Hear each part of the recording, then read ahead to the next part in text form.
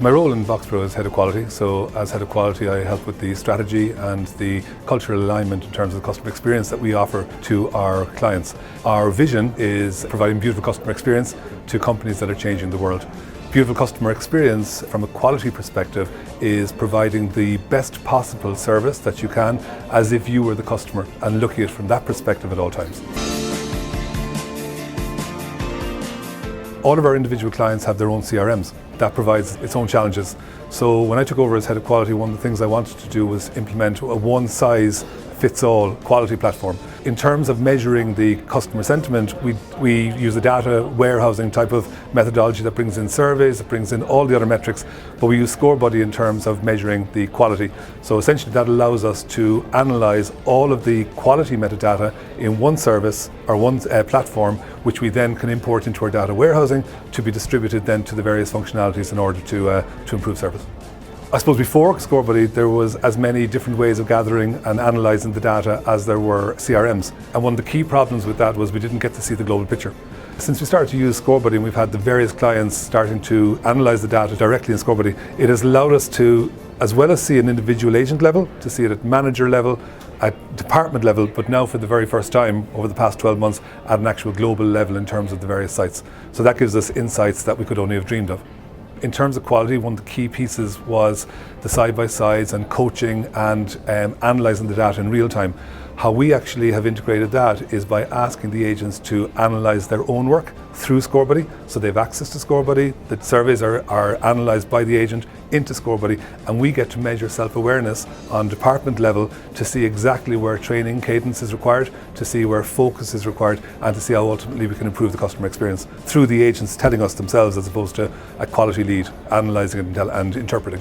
The key thing is looking at these huge amounts of data and being able to do something with it. So what we have got through using Scorebuddy and moving away from kind of manual systems on a departmental level, we've got the agents essentially gathering our metadata for free, and then we've changed our quality leads to actually be an analytical and a support and a coaching service rather than just a metadata gathering agency. Because ultimately, quality leads are quite an expensive asset, and because we have over 50 of them, it's a very expensive asset. In terms of adding value to our clients, rather than sitting there with headphones, we now have them looking at the data that the agents are gathering for us, and in that way we are progressing the service. The primary driver was, how do we get all this metadata analysed? There was no shortage of it. There's some AI solutions out there, but ultimately in terms of tone, in terms of empathy, in terms of customer experience, it has got to be a human who actually looks at the responses from the customers. When I went to the senior leadership, they had the same response, but everyone's going to give themselves 100%. And I said, well, maybe not, let's try it on a small team, and they gave me the sign off to go with Scorebuddy. I very, very quickly showed them that vast majority of people want to improve. They're not there to give themselves 100%. If anything, they're far tougher on themselves than the quality leads ever were, because a quality lead might identify 3 issues, even though there were 7, but they can't tell you all 7, whereas an agent identified all 7 or 8. So score actually dropped by doing this model, but it became more in line with the CSAT or MPS. Because the key problem with quality for every single client out there is, how do I get the link or the correlation between quality and my customers?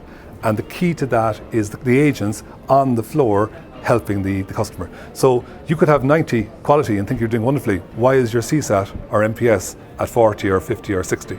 And what we found was, when we introduced this model and the analytics that went in behind it, and the agent understood what they were seeing, we saw quality dropping, but now it came in line with customer sentiment scores. And as quality started to come back up again, the customer sentiment scores started to go up again. And for those ones that stopped using Scorebuddy, there was one contract that decided for various technical reasons not to, the CSAT and MPS started to drop again once the self-assessment started to fall off. And as a result, they're doing the technical points now to try and reintroduce it. Number 1, understand what the customer wants. Not what the client thinks the customer wants, what the customer wants by speaking to the agent. Number 2, build your scorecard around what the customer wants. The client and the customer may want different things. The client wants metadata in terms of how to improve the service. The customer ultimately wants it to be, he will appreciate or she will appreciate things will go wrong. How easy is it to fix it? And how easy was it to get support? Okay. And the third thing then is measure that correlation between what the customer wants and what the service is. So what I'm saying is, the client will look at certain things, but the main reason why the correlation between the customer service score and quality is so disparate is because you're looking at what the client feels the customer will want. Scorebuddy allows you to break that up into two. So we now have a system whereby the first 5-6 questions are what the client wants, and they're taken out of the equation because you can exclude questions which won't impact your quality score, and look at what the customer wants. And what we find is when we look at what the customer questions, the relationship between customer questions and CSAT or NPS, there's where your bang for your buck is. The client questions being resolved, you can't do that in a manual function like Excel. You need the analytics to be able to disregard questions without impacting your quality score.